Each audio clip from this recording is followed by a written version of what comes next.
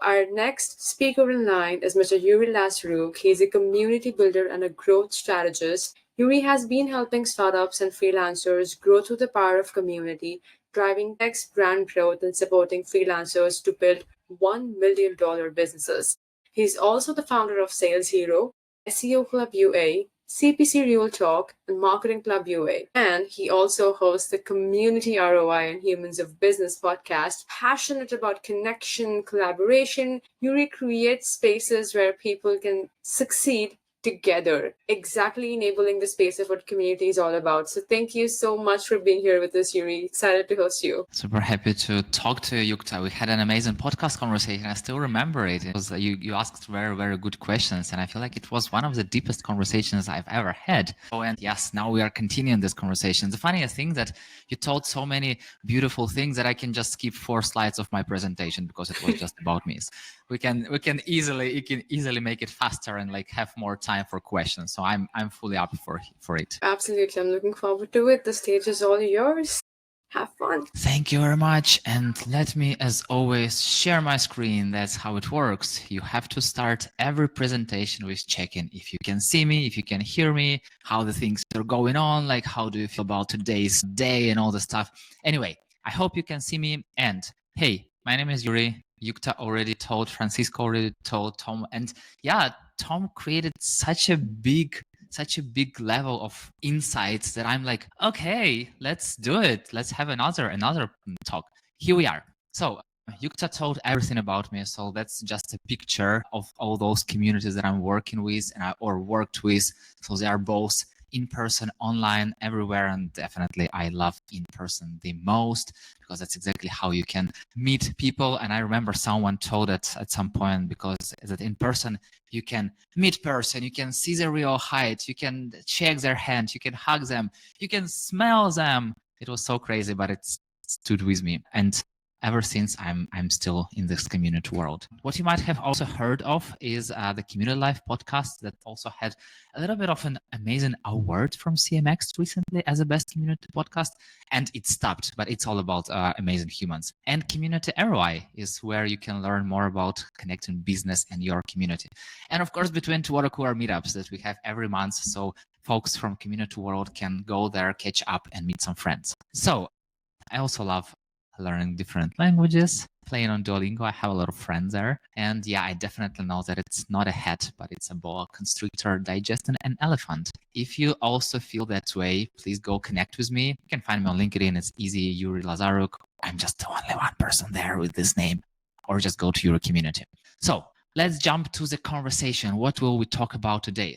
I will make this talk, since I have like 15 minutes, it will be super fast, super straight to the point. And please, please, please ask the questions. I don't think I can see them now, but you can still add some questions in the chat. I have a public chat open. So if you are here, just ask some questions, add some value. I'm seeing it. And we'll be talking about like why communities are struggling to prove their worth, how to start with business goals, not just building community, actionable ways on how you can win and collaborate with other teams together, and how to speak to your execs or how to speak to stakeholders. So let's jump right away. Why do I care? Because I truly believe that there are business needs, there are people needs, and somewhere in the middle, the magic happens. And as Rosie Sherry created this beautiful picture, also community lies at the heart of every company and every organization. And it's just the glue that keeps all those teams together and also connects all the teams with all the customers. So it's beautiful, it's everything, but you definitely know that. Let's talk about why communities struggle to prove their worth. Because there is no clear connection to business goals. If you are working with a community around a product or around a service, or you are building community as a business, how can you build a community if you have no idea what are business goals and there is no connection? Because community team, as every team, has to be connected to business goals. Can you imagine sales not connected to business goals? I can't. Pretty much community is also part of the team, and we have to play the same field. We have to be a great team player. So it's important. Also, engagement is not enough. It's a buzzword, like you can have engagement. You can have people talking about like how their day going on, like sharing all this coffee macchiatos and all this stuff. But it's okay if it's a community about coffee. But if not, I don't know if it's really moves the needle and brings a lot of value. Sometimes, yes, it creates stronger relationships, but I don't know for sure if it really is. And also, communities often live in a silo. So when you are working in a community, if you are not speaking to other teams, if you are not talking to your executives, to your stakeholders, to founders, to CEOs, they have no idea what the hell is going on. They might look like, oh my God, this crazy things is happening, but it's not just what they see. I recently had a podcast conversation with Drew Ponticus, and he told that we hosted an event where we were just playing video games, and our executive came like, what the hell is going on here? Why you are not building business? And he was like, yeah, we're just creating this connections relationship. So we need to talk a lot about it. So what happens? Business burns money. Community managers get burned because burned out because business have no idea what's happening, and community managers just don't know how to justify and explain their work. So when you are creating a community, build business outcomes. So community isn't really the goal itself. 3 years ago, I thought that if you are building community for business, it just will be okay if you are connecting people with each other, if you are just making them feel good. But it doesn't work that way. Yes, they have to feel good, but they also have to bring something that moves your business forward. In our case, if we're talking about business, community is the method. I'm not saying that you have to use your community members, but you have to use your community members. I mean, like in a good way. It has to be a mutual win-win conversation, and it can work like that. So secondly, you have to reverse engineer from business priorities. So when you see business goals, when you know them. So I'm having this part joke that community must be sorry, someone just called me and my dogs are out there and I just lost my train of thoughts. So you have to know what's happening in your company. You have to know what's happening in your organization, in your business, because if you don't know that, you won't be able to build a good community. If you know that, you will be, and it will be an amazing community. And also you have to remember how our clients can help us hit the goal. How can we all together work on creating the best experience for community members and for business, or even start with business, because usually community builders are starting with community members, but you won't be able to miss them. You will definitely go for them. You are the person who is working with other humans, so you have a lot of empathy and listening and stuff. Community members won't be hurt at all, but still business can be hurt. So remember about it. Then to understand the business goals, the business priorities, you have to go to the source. And your source is leadership.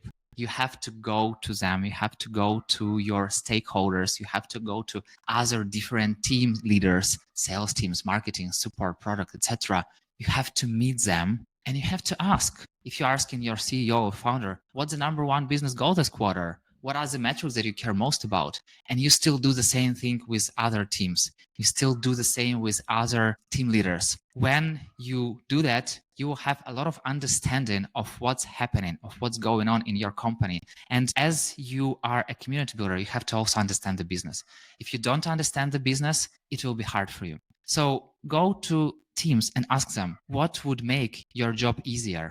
What is something that you are having on your plate right now? And do not propose them solutions right away. Just go and ask them. Just be curious. It will give you a lot of information to consume, a lot of information to digest, exactly as a boa constrictor digesting an elephant. And when you digest this elephant, you will understand how to move forward, how to build a better community around the business you are building or the company you are working in. Secondly, you need to create a goal map. When you understand what are the goals, what you are doing, what you are working on, you need to do next. Let's imagine you have a business goal to improve retention and your success team told that they need to have a better onboarding and better support of customers. How do you do that? You have no idea. But yes, you can do that. You can go and help with onboarding. You can onboard community members in a way that it will be in line with success team goal. You can make this peer support. You can create use cases for the product you're working or for a service you are delivering on anything around that. You can do it in this way that it won't feel that you do community work, yes, you will still do a lot of community work, but also it will feel like you are being a team player, that you are helping your success team to move forward. And by doing that, you are helping to reach the business goal, to improve the retention. When you are having this map, it will be so much easier to navigate everything that's going on afterwards. And when I'm talking about the goal map, and in this case, it's success team, you can also go to your sales team, you can go to your marketing team, you can go to product team, you can even go to HR team and talk to them. The more you talk, the more you understand what's going on in different teams, the easier it will be for you to come up with the solutions that will fit them. So as I've said, you have to co-create, you have to co-build, you have to do things together with other teams. So what are the best ways? Go to team leaders and ask them, what KPIs are you chasing? What are the challenges you are facing? What are some blockers that prevents you from moving forward with your goal? Most likely they won't tell you right away about what's going on. Most likely you will have to be really curious. You will have to ask a lot of questions, a lot of follow-up questions, because when you are coming with just one question, like, where are your blockers? What KPIs are you chasing? You're just given more homework to team leaders. They have a lot on their plates. And by asking extra questions, you are not being helpful. You are like adding extra work. But by being curious and by having this conversation in a way that you don't have to think about the work you can give to me, but let me try to understand and go and help you. When you understand this, when you have these conversations, it will take you some time. But when you have these conversations, you can co-design a small experiment. And by saying co-design, I'm not saying that you have to include other teams and not move without them. What I mean co-design is that you are preparing an experiment, you are pitching this experiment to other teams, and you are delivering this experiment while also being in line with other teams. Because usually, once again, coming back, the teams have a lot on their plates. And if they become a blocker for you, if you cannot play with this experiment on your own without them, it will be hard. It will be hard for you to not move forward. But if you can do something yourself with the community, with help of community, and then like go and show the results to other teams, and also specifically let them shine. Sometimes you don't have to defend your community results. Sometimes you can just help and promote other teams. When you let them shine, when you share the results with stakeholders, when you talk to other teams and those teams are talking for you, that's exactly what it means. You might not have all the benefits of reaching the goal of conducting an experiment, but you will have a good mark in other teams. And the more you help them, the more you can collaborate together in the future. And just a few examples of what you can do. For example, support, they need to lower ticket volume. So you can create help hubs, FAQs, tutorials, peer answers. If we are talking about a product, of course, they need to understand what to build next. So you can create beta groups. You can ask people about the features. You can ask them about the feature ideas, like what works, what doesn't. You can always find a way to help product. Marketing, easy. Generated content. Marketing always needs a content, always needs something to move forward. And you can do this with community. Yeah, the more they share the stories, you can even create podcasts, you can do interviews, you can do whatever you want, whatever you like. And the more content you create, the better it will be for marketing team, of course. And for sales, I have a lot of different conversations with people, and like sales, their favorite team, because sales wants to sell something. And when the salesperson joins the community, the first thing they do, they're trying to sell something. I mean, like good sales know what community is, and good sales people are really, really amazing, but you never know who are you working with. For sales needs leads. Of course, they need leads. They can't go without it. So you can help them. You can talk about referrals. You can create some live demos. You can do office hours around the product or the service that you are creating. You can share with them some signals. You know your members. You know who is where on their product journey, on their client's journey.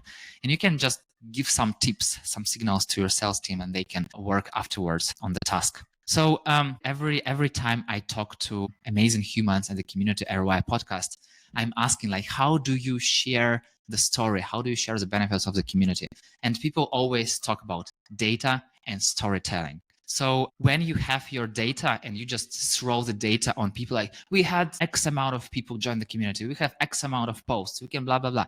They have no idea what's going on. But when you translate engagement into saved revenue, saved time, into how many leads you created, how many tickets reduced, first of all, it's so much easier for stakeholders to consume. And secondly, when you are having this storytelling thing, you are sharing human part also, because community is not just data. You have a lot of sentiments, you have a lot of feedback that people are saying about how they like the community, how it helped them. And you are the only person who sees that. I mean, from your team, because other people are definitely seeing. So when you combine the data, combine the metric with member quotes, you are creating a story that goes right to their mind with data and right to their heart with human touch. And remember to talk about it. This happened because of our community. The more you keep scrolling, the more you keep reusing this phrase, the more it went to people's minds, to executive minds, to CEOs, to other teams, that engagement, metrics, community. So all the great result that other teams are sharing, all those experiences that you make, it's happening because of community, and people have to know about this. And remember, and it's totally okay, you won't always have your seat at the table. Not yet, at least not yet. At some companies, yes. At others, not yet. So I know it's hard, but you have to support other teams before asking for support. Give value first. That's something that I'm talking a lot about in freelancing world. So if you want to get clients, help them first. I mean, not doing all the job for them, but give them some value. And if you are given some value first, not just adding extra work to someone's plates, they are coming back for you and they are working with you. And they're happy to do that. When people see the impact of what's going on, at some point, everyone wants you. Everyone wants a community on their team. When they see success, sales wants them, marketing wants them, product wants them, everyone wants them. So at this moment, you are moving from nice to have to can't deliver without, from nice to have to can't live without. And it will take you some time, but if you're doing things right, it will happen very, very soon. So I know that we are kind of running out of time. So TLDR, start with business goals. Remember, business goals first. Do not build community and then try to add business to it. Start with business goals and build a community around the business goals. Align with your teams. Go talk to team leaders, go talk to team members, understand what they are working on, what they are creating, and align with their KPIs. Built in community KPIs, connect them to other team KPIs. When I was working with a recent platform for freelancers, all my OKRs, all my KPIs were connected to product team, to marketing team, to sales team, and it was just a little bit small part of community team. So when you do that, it will be so much easier for the whole company to work together, because community is a horizontal organization. It's not just one standout team. It's a glue for all other teams. When you are using data, remember to use emotions, because data is understandable better with stories. When you connect data and storytelling, you are winning. And yeah, just remember it. You won't always have the place at the table. It's totally good. Then you can earn it, and then you can expect the impact. Just deal with it. Yeah, remember that consistency beats motivation. So just keep doing, keep trying, keep testing. And sometimes you will have bad days, but it doesn't mean that you have to be sad or burned out. Stay positive. And about useful materials, I started this Community ROI podcast because I was thinking, what on earth is happening that not that much information about ROI is available out there? And there is. People are writing posts, people are talking on some conferences, but I created Community ROI specifically to talk just about connecting community goals with business goals. So I would say it's the best source. If you want to understand your business, if you want to understand how it works, go to Community ROI. And yeah, thank you a ton for being here with me and spending this time with me. I'm super happy that you are here. I saw Serena, I saw Akash, I saw Tom, I saw many, many amazing humans in the chat. And yeah, see you all in the community world. So I hope we have some time for questions. So Yukta, just lead. Perfect. Thank you so much, Yurii. First of all, that was such an enlightening session. So many things to actually deep dive. I mean, you've given your best to concise as much as you could within these 15 to 20 minutes. And I even have some questions from my own end. So, to begin with, as you talked about, it's important for businesses to actually write the goals and then align the communities. So, How would you recommend the entire goal alignment process should look like? I mean, should you actually be on the higher end that, hey, the community immediately should start, like, it should start generating this kind of revenue, or it should be on the lower end of it? How do you actually start with that process? And lower end, what do you mean by saying lower end? Like, not immediately talking about revenue. So, how do you actually build those business goals aligning with the community? Most likely you won't have a lot of revenue right away. And that's a problem that I'm facing a lot myself. And I talk to a lot of community members that it's hard to prove business value immediately. So you need to build up. So when I was talking about connecting to business goals, if you understand where your business is moving, if you understand what are on their plate and how exactly they make money, you can reverse engineer and understand what to start doing to help it grow. Because if you think about expenses side, community is only expenses. A community manager role is expenses, platforms is expenses, some meetups or swag or whatever is just expenses. So think about how can you go to really making money. And usually it will be hard for you to do it on your own, but you can help your marketing team to make money. You can help your sales team to make money. So when you tie your goals to other team goals, at some point you can say, hey, by the way, sales team made like 100,000 sales this month. And because of community, 20,000 of that happened because of community. And remember, to do that, it's one thing that people are forgetting, and sometimes I'm fighting with my clients around it a lot. To do that, you have to clearly have a field in your CRM whether the person is community member or not, because the easiest way to understand, to calculate the community impact is just to compare the same usual OKR, the same usual results for people who are in the community, people who are not in the community. You will already see a starting point to talk about the business value of community. Wow, that's actually comprehensive. Is because when you actually evaluate these areas, you would get a deeper understanding of what's working, what's not working. Plus, you get chances to experiment here and there. And based on the experiments, you get your own hypothesis that you can share with your community, which helps them build more successful community aligned businesses. Yeah, exactly. It's all about stories. It's all about being vocal. It's all about understanding other humans. And there is the thing that if you are building internal community professionally, okay, but if you are working with external community of customers, still remember that you are building internal community too. So you have just extra work. And if you build internal community, it will help you to deal with external. So how do you manage the internal and external communities? Let's say like you have a SaaS product, so it's a customer centric community, but at the same point in time, another community requires internal management. So how do you manage both these aspects, ensuring the retention of the external community? How do we manage? I don't really like the word manage. And even if we are talking about the community managers, I'm always referring to community builders, because I would say it's a bigger conversation, and we can have a totally different presentation about like doing this stuff. But I will just come back to being curious. So first of all, you have to be curious. Secondly, you have to build systems. When you see that something is happening on a continuous in a continuous way, build a process, start tracking some numbers already. And when you try some things in the community, when you try events or Q&As or Ask Me Anything or whatever, or you create a podcast episode, try to see what influences how the different metrics. It will help you to build a system, and it will help you to understand what is the best way to move forward. And yeah, at some point it will be just easier.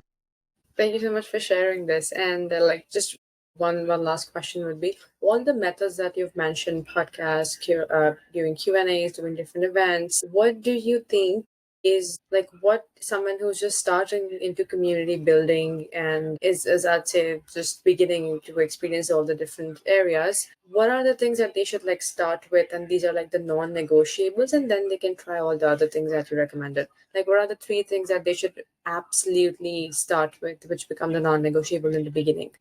Do you mean as a community builder to bring some fire in the community? Yeah, In a right. good way? Yeah. So Okay, so there are two ways. So first way that you can start as a new community builder, or you can start as a senior community builder, for example, as a senior community builder with a new community. So there are different approaches. So once again, if you're a senior, you know what to do.